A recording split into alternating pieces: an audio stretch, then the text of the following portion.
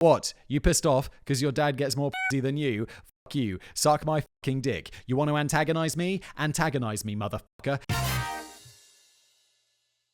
Hello, everybody. Welcome back to another episode of Brain Blaze. As always, I'm your... Are you serious? It's that time of day, is it? Look how that sun is shining in my eyes. Ah! Natural light! Get it off me! Get it off me! I literally am in a basement. There's just this small window at the top that I've mostly blocked out except this tiny little bit at the top where the sun insists on shining in my eyes. In this exact position where I want to sit. It's probably going to be not there in 5 minutes, but it would be way too professional of me to just wait for the sun to pass or to block out the window. I'm just going to record it with the sun in my eyes because f*** it. We'll do it live! Do it live! I'll write it and we'll do it live! Thing sucks! What are we talking about? What are you here for? Not this. Most outrageous celebrity feuds. Okay, Kevster. Kevster wrote this. Kevin Jennings, by the way. I have no idea if Kevin's probably like, why do you keep calling me Kevster? You've never, like, I don't know. It's just such a good nickname for someone called Kevin. Kevster! Oh, I was about to tell you what my kid's name was. It's not Kevin, because I use a similar nickname for him. It's like a version of the name, but Stir afterwards. So that's probably where I'm getting it from. I'm not telling you what my kid's name is, because the internet's a weird place. Oh, hello there. Yes. I'm just enjoying some Magic Spoon cereal while I hope you're enjoying this video. Look, allow me to take you down a trip on memory lane. Saturday morning, cartoons, cereal, plenty of bowls of cereal, delicious, sweet, childhood goodness, yes! But look, now you're probably an adult, aren't you, like me? You've noticed that if you eat 7 bowls of unnamed, delicious, chocolatey cereal, you're going to end up a little bit on the bigger side, aren't you now? But look, Magic Spoon are here. They're here to save the day. They allow you to relive the glorious moments of cereal in your childhood with their cereal that's upgraded for the 21st century. They've got never boring flavors like fruity, cinnamon roll, blueberry muffin, peanut butter. Got that here. That's probably my favorite, closely followed by cinnamon. My kid recently discovered this one.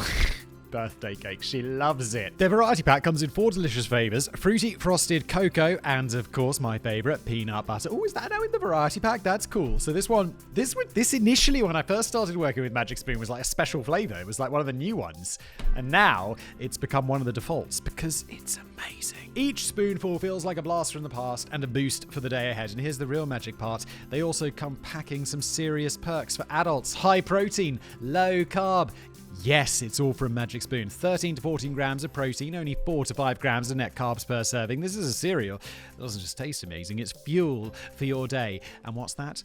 What's that, Magic Spoon? 0 grams of sugar. Yes, please. Plus, they've got 2 new limited full flavors this September. Cocoa peanut butter, which sounds amazing, and pumpkin spice, which I know I will love. But I don't know 100% Magic Spoon because you didn't get them to me in time. My ad person was like, Simon, you got to record the video. I don't have the flavors.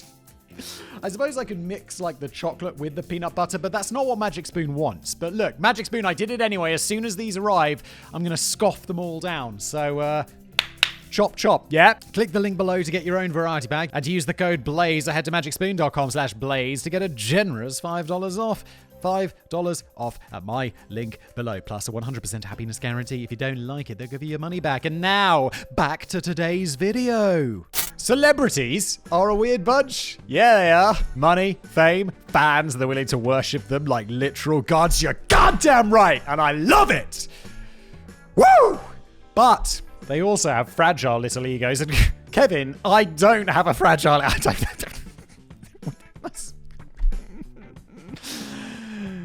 It's not even a real celebrity. Oh, God. I don't know if I can take that. They completely fly off the handle, even the tiniest slight. You better watch it, Kevin.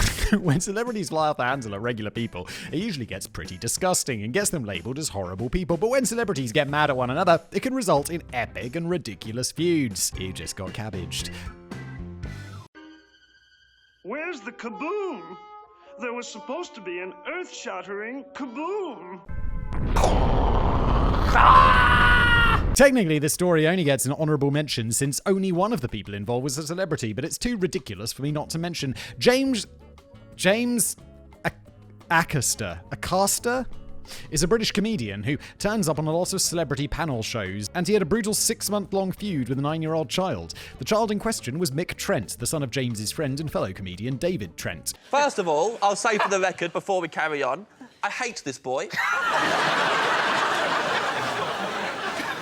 I'm nothing but content for him, and I'm furious he's got on this show. James had a late-night comedy show one night and was planning to spend the night in David's guest room. He let himself into the house after the show and went to get into the guest bed, only to discover that Mick had stuffed a bunch of cabbage leaves between the sheets of the bed. It was a silly little prank, but when James failed to prank Mick back before leaving the house, it was time for things to escalate. You're just developing a feud with a 9-year-old. If that were to me, I'd be like, hey! It's kind of annoying, but I'm going to pretend I enjoy it so you don't do it again. Hey! And that would be that. That would be that. I'd move on with my life. So I'm not a comedian, because I don't like doing funny things. I just like getting on with my life. Days later, James mentioned this incident while making an appearance on a radio show. Must have been a very entertaining radio show. David had told him that it was a mistake not to prank Mick back, and he mentioned on the radio that he was considering mailing a cabbage to Mick as retaliation. But this was also a mistake. You made one fatal mistake. Kevin, I hope this gets interesting at some point, because right now it just sounds... Hey, put cabbage in someone's bed! Oh my god, who cares? Before he had a cabbage, chance to mail a cabbage, James received his own package in the mail. He wasn't home when it was delivered, so he had to go pick it up at the post office. It had never crossed his mind that David or Mick would catch wind of the radio appearance, so imagine his surprise when he opened up the box to discover half a cabbage covered in cling wrap. What the fuck's cling wrap? Cling film, with a note that said, "You just got cabbaged again." He has no respect for anyone's privacy and will cross any boundaries available to him. I hate him with all my heart. Yeah. I'm sorry, everyone involved in this. David Trent, I know the name. The other guy I don't know. But it's like, this does feel a little bit cringe, doesn't it? Kind of like this show. Having not learned his lesson, James went back on the radio and told him how the story had developed. He and David had, at some point, something better happen. Like, it better be like, yeah, and then he took a shit in his mum's mouth. And he'd be like, whoa! If they're just going to mail cabbage back and forth to each other, I'm out. David had decided to take their fathers to see Monty Python, and before the show, David's father presented James with a gift wrapped in happy birthday wrapping paper. Inside, of course, was another half a cabbage. Gave me a present, it was all wrapped up nice. I thought it was a nice present. I unwrapped it, it was another half a cabbage wrapped in cling film. It was the first time that he had been cabbaged to his face, but following the foolhardy decision to chronicle the cabbaging story on the radio, James found himself getting cabbaged left, right and centre. Thank God you're playing safe and not saying it on telly, eh? Yeah. Whenever he showed up to a gig, there would be multiple cabbages hidden in his dressing room. Random strangers were handing him cabbages on the street. Someone made a cabbage Twitter account just to send James pictures of cabbages every day with "Oi oi Savoy." After 6 months of living in fear, never knowing where the next cabbage was coming from, James finally shit in his mum's mouth. Wait a minute! No, I'm just kidding! That never happens! It's just more about cabbages! Daddy, chill. James had borrowed a key to the house from David's wife so that he could get into Mick's room and take a shit in his mouth. I don't know where I got that from. It's fucking disturbing. Over the course of the afternoon, he purchased 50 cabbages and a few bags of Brussels sprouts, and then he went into the house to remove all of Mick's belongings from his bedroom, replacing them with cabbages. Once he got a text from Mick's mum that they were on the way home from school, all that was left to do was set up on the phone. Oh my god, I wish I could read. What up? I'm Jared, I'm 19, and I never learned how to read. They're gonna film it or some shit like that. He's gonna hide in the closet and get a reaction. They got home, and Mick found a post-it note on the door that said "cabbage moment." His mother asked what it meant, and demanded to know if he had been cabbaging people again. James had been running on pure rage and adrenaline for the entire day up until that point, and when he heard Mick's mum goading Mick into into becoming defensive, it was the first time that any of the following thoughts crossed James's mind. Have I gone too far? What if he cries? Why am I hiding in a 9-year-old child's closet with my phone secretly filming his room? Yeah, it got weird. It went from cringe to just straight weird, my dude. Fortunately, once Mick finally saw his room, he began laughing and was quite impressed with the extent to which it had been cabbaged. He then grabbed a tennis racket and began hitting Brussels sprouts at James. Afterwards, the two called a truce, but Mick was really excited. A friend of his was coming over, and the friend hadn't believed that Mick had cabbaged James or that he'd talked about it on the radio. Yeah, that's completely unbelievable, isn't it? How could something so fascinating ever happen? I'm sorry, Kevin. Was this entertaining in real life or something? Once the friend arrived and saw the cabbages everywhere, he said to James, "So you filled a little kid's room with cabbages and hid in the closet. Really cool. I guess we know who got cabbage next." Let's just move on. Let's just move on. That was it. That's it. That's it. Is anyone still here? Is there anyone alive out there? Can anyone hear me? Is there anyone alive out there? The most hated man in rock. Please, please, please. It may come as a surprise to many fans of hard rock, but when Guns N' Roses' I called it! debut album, Appetite for Destruction, first dropped a shit into your mum's mouth in... I'll stop. I'm sorry, that was the last time. Appetite for Destruction first dropped in 1987. Nobody really cared. It wasn't until 1988 that people finally took notice and realized that this was one of the greatest, if not the greatest hard rock albums of all time. I've never listened to it. Yes, but of course that's just the sort of blinkered Philistine pig ignorance I've come to expect from you. Appetite for Destruction held 3 of the top 10 spots on the Billboard charts at the same time, including the number 1 spot. How does it hold the... What, it's number 1, number 2, and number 3? Surely it would just be number 1 by far. What the f***? I can't possibly overstate how f***ing impressive that was to pull off in 1988 with this genre of music, even if they only held those 3 spots for a few weeks. The number 1 song that year was Faith by George Michael, and the number 4 song that year was Rick Astley's accidentally timeless hit, Never Gonna Give You Up, Never Gonna Let You Down. Never gonna run around and desert you. That's a song. That's a banger. It's hard to imagine songs like, oh, I know this. Welcome to the jungle. We got something. Is it fun and games? But that doesn't make any sense. Like, I don't know this very well, but of course I know. Welcome to the jungle. We got fun and games. We got everything you want. How do we know the name? Charting alongside Rick Astley, and it wouldn't have been possible without Rob Guccione Jr. I have no idea who this is. Bob Guccione, or is it Gucci One? Bob Gucci One Sr. was a magazine publisher, famous for founding the porno mag Penthouse after he had made some terrible business decisions, like trying to build a cold fusion power plant and building a casino that somehow lost $160 million. But that magazine had made him a fortune. He certainly had enough money to give his son a loan to found his own magazine, Spin, a music magazine designed to rival Rolling Stone by focusing more on hip-hop artists and indie rock artists. In 1988, the magazine said that Sinead O'Connor, Sinead?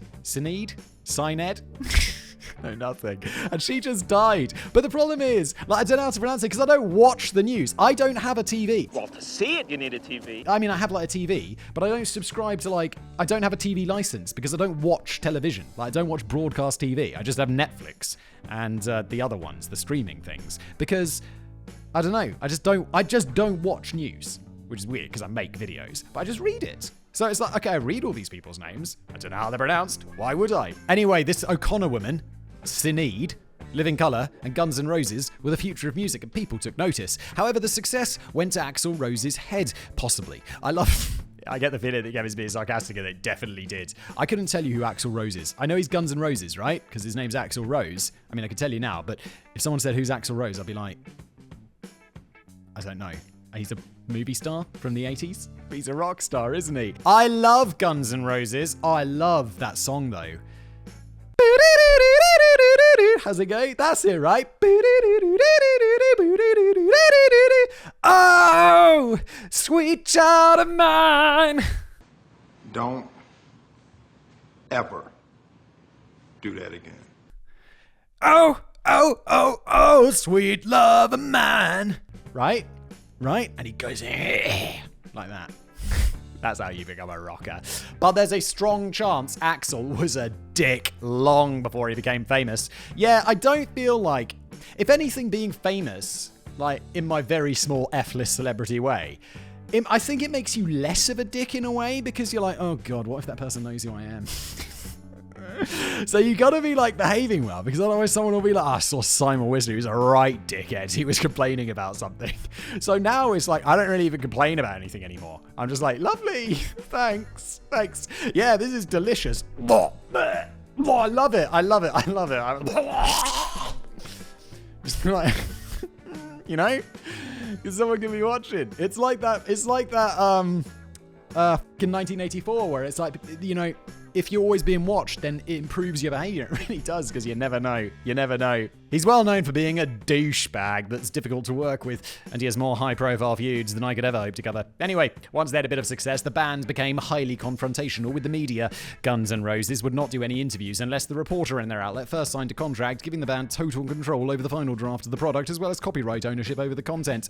Anything published in violation of this contract would face a $100,000 breach of contract fine. Obviously, these terms are completely outrageous, and it led to the start of the feud between Axel and Bob. Spin published a copy of the contract, encouraging readers to submit them to try to get interview access. The band received at least 10,000 contracts in the mail, which was both infuriating and embarrassing for them. But Bob wasn't done. Guns N' Roses worked hard to cultivate their public image, so Bob sent a reporter to Indiana to find out the real backstory of Axel, known to people back home as Bill Bailey. Rose really was his surname by birth, but it was changed to Bailey, and is a whole complicated thing that would put Simon to sleep because it's not related to Fleetwood Mac. Yeah, if this was about Fleetwood Mac, if this was about Fleetwood Mac doing cabbages, I'd be like, yes, tell me more, Kevin. Maybe tell me lies. Sweet little lies. In addition to debunking much of Axel's alleged backstory, the article also claimed that the band was drug addicted, paranoid, homophobic, racist, xenophobic, ruthless, violent, a threat to the liberty of the press, and also shitting in each other's mouths. No! I said I wasn't going to do it again, and I did, and a pain in the arse to almost everyone. Even worse, when talking about their performances, they said that the band has sucked shit more often than not. Calling the band racist homophobes is one thing, but saying they sucked live, well, them's fighting words. And Axel was ready to fire back. As the band was nearing completion of their big new double album, Use Your Illusion, bassist Duff McKagan submitted a song he wrote called Why Do You Look at Me When You Hate Me? Axel took the song and threw away all of the lyrics that Duff had written, except for the first line, because that's the sort of team player that he was. He's the lead singer though, right? So he's in charge. Wait, is the lead singer in a band in charge? In my mind, yes. But maybe they're a band. Maybe they'll do it together. But is the bass player really getting the same call as like the lead singer and guitarist? Because he just stands in the back going like, boom, boom, boom, boom, boom, boom. Boom. I mean, not to shit on bass players. I'm sorry. I'm sure it's really important. I mean, someone would argue that it's all about the bass. He's also changed the name of the song to Get in the Ring. Axel turned the song into a brutal and somewhat childish tirade targeting all of the members of the media that he had felt had wronged the band, calling them out by name. To everyone except those familiar with the bridge wars between KRS-One and Marley Marl's Juice Crew. Kevin, is that just you? I mean, maybe this is some big American thing, but in my mind, it's just Kevin. Kevin's like, yes, the Juice War. 1984's finest. After a couple of verses and choruses, Get in the Ring turns into a long, violent rant with targeted lines like Bob Gucci won Jr. at Spin. What you pissed off cause your dad gets more. What? You pissed off because your dad gets more than you? You. Suck my fucking dick. You want to antagonize me? Antagonize me, motherfucker. Get in the ring, motherfucker. And I'll kick your bitchy little ass. Punk. Warrior. Poet. Fighting words, Axel! Axel had a history of making violent threats, but nothing had ever come of it. I'm sure he thought nothing ever would, so you can only imagine how surprised he was when he received a letter from Bob demanding that Axel pick a date, a time, and a venue for their fight. Yes! This did not happen. It turned out that for all of his talk to he's 5'9"? Bro, not like 5'9", I mean, it's not like mega short or anything, but it's below average. What are you up to? Like, just picking fights? He was not willing to step into the ring. I see what you did there. With the much larger Bob Gucci 1 Jr., especially not since he found out that Bob had 9 years of training as a fighter. He's like looking into it. What sort of training is that? Is it like wrestling? No, MMA. It's just cage fighting. He's a cage fighter. What have I done? Luckily, everybody learned their lesson from this incident. I don't just mean the people involved, I mean everybody in the world. And there's absolutely no way that this comment is just another sarcastic segue into another celebrity feud featuring a nearly identical challenge and outcome. Meet me at the Octagon. When you think of a celebrity feud in 2023, I know what this is. It's Mark Zuckerberg and the Musk. Musky Musk.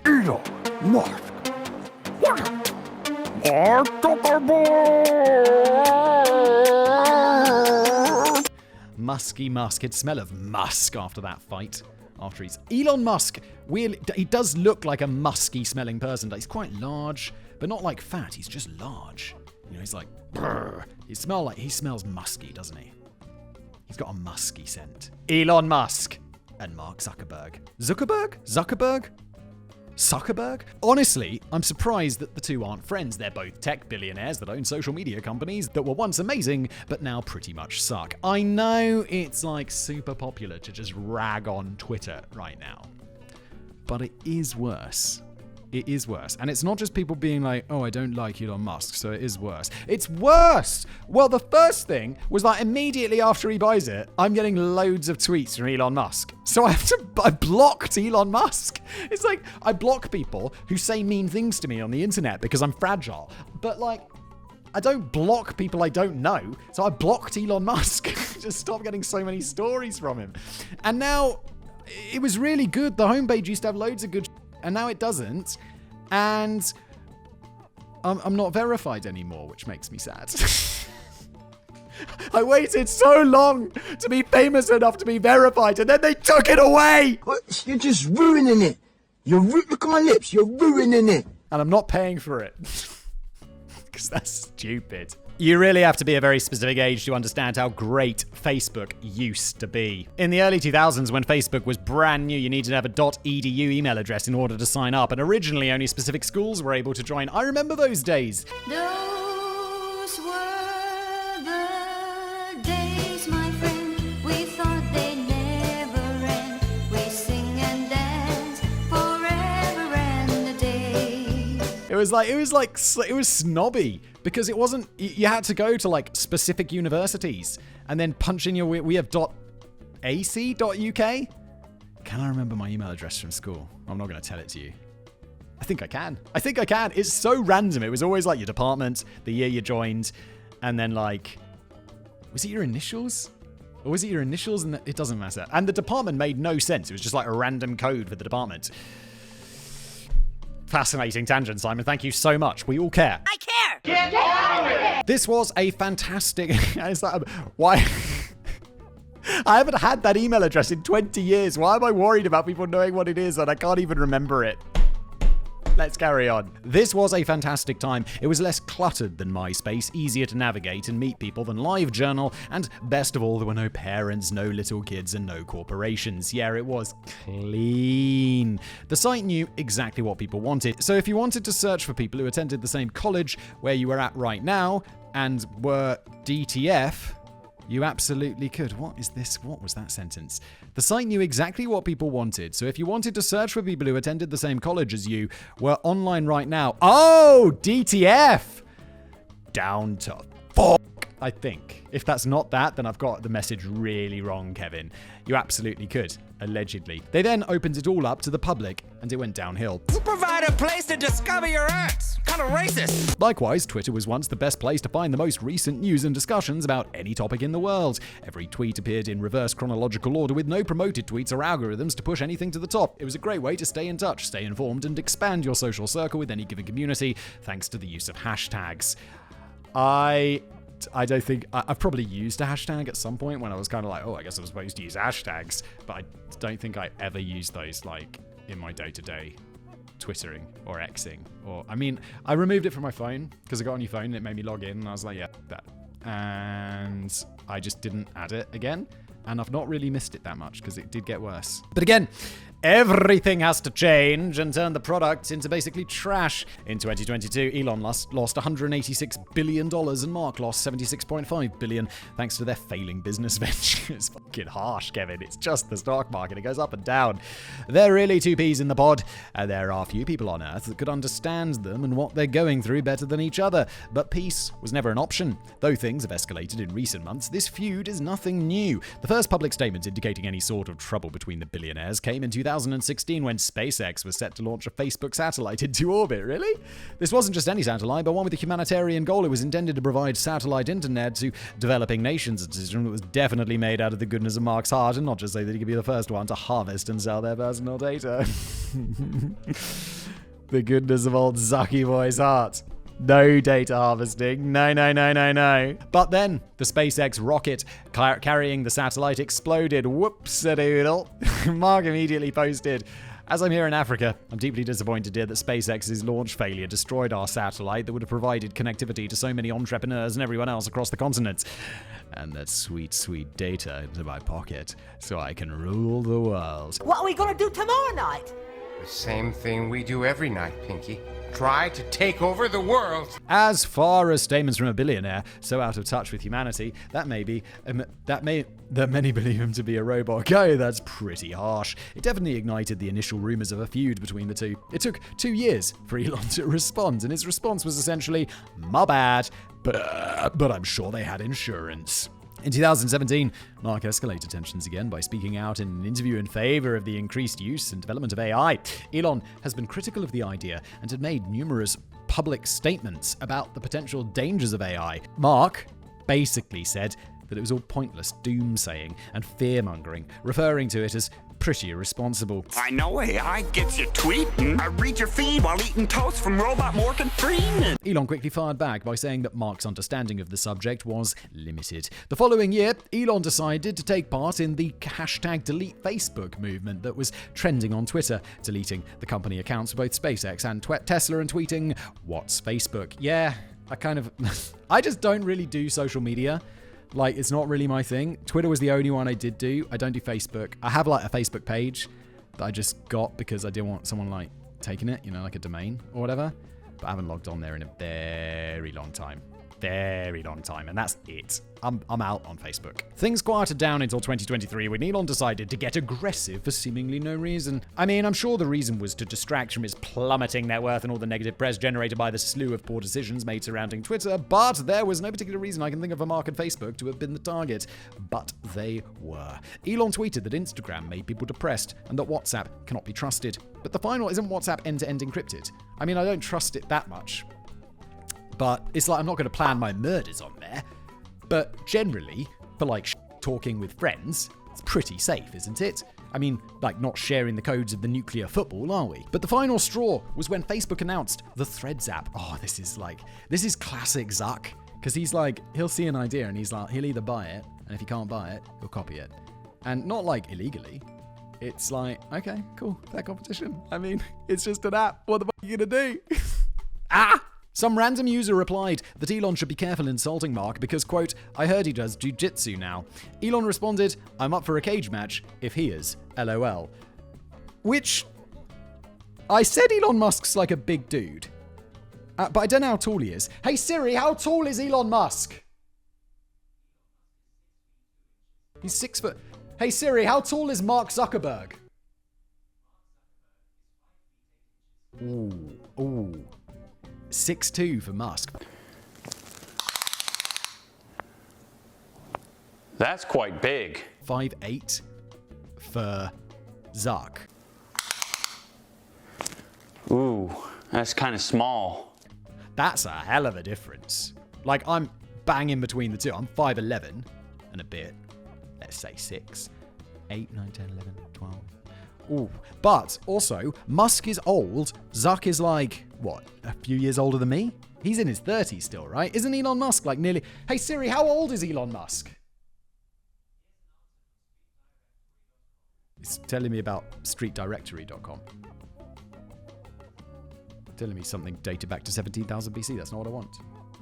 Hey Siri, how old is Elon Musk?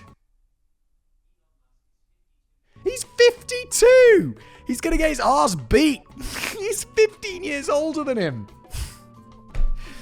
And he's kind of chunky and probably doesn't fight. And Mark Zuckerberg is like skinny and does jujitsu. Sneak up on Zuck. I don't even blink. I'm the CEO and knowing what you think. I mean, there's a height difference, but I think he's going to get his ass kicked, isn't he? The only problem is that Mark absolutely is up for the cage match. He immediately replied, posting on Instagram with a screenshot of Elon's tweets and the caption, "Send me location." But Elon wasn't ready to send a location yet. Instead, he had to hurl more childish insults, tweeting, "Zuck is a cuck," and proposing literal dick measuring contest. There's been a lot more talk since then from Elon, but to date, no plans have been made. Allegedly, Elon was already looking to have the fight hosted in the Roman Colosseum, but he seemed to keep dodging the most important question: when? When Mark posed the question publicly, Elon replied, offering to come to his house so they could fight in his backyard. Honestly, I'm very much in favour of this fight happening, even if it should be a foregone conclusion that Mark would win. Okay, me and Kevin, same page. While many people say that he's only been training for a year and that he barely has his blue belt in jiu-jitsu, the second lowest belt, a year is still a lot. Yeah, bro. One of the boxing matches at Creator Clash 2 featured someone who had been training for a year fighting against someone with a height and weight advantage, but only 2 months of training. In that fight, the less experienced fighter was also in incredible shape, something that can't be said of Elon, and she was the one who was 10 years younger than her opponent, whereas Elon is over 10 years older than Mark. It was an entertaining fight overall, but it quickly became clear that a gap in size can't overcome that bigger gap in skill. But regardless of the outcome, I'm firmly in favour of billionaires fighting each other for entertainment. I really think I'm really down for this. They charge like really expensive. Like when you want to watch a boxing match or whatever, it's so expensive. I'd pay for that shit so hard. As long as it goes to charity, because you're already fucking rich, guys. It's the least they could do for society after taking so much from it.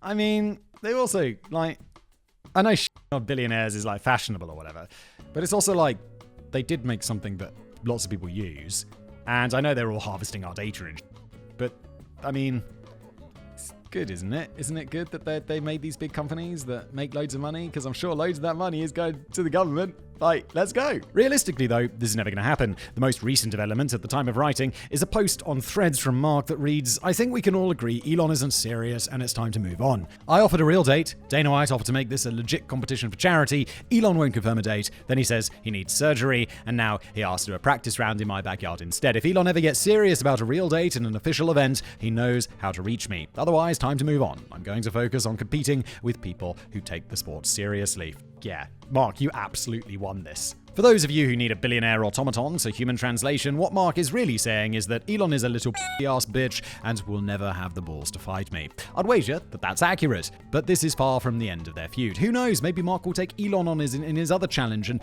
just show up at Twitter headquarters holding a ruler. Classy. Thanks for being here. That's the end of the video. How's it going? That's it, right?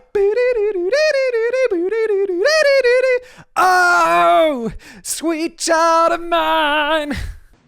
Don't ever do that again.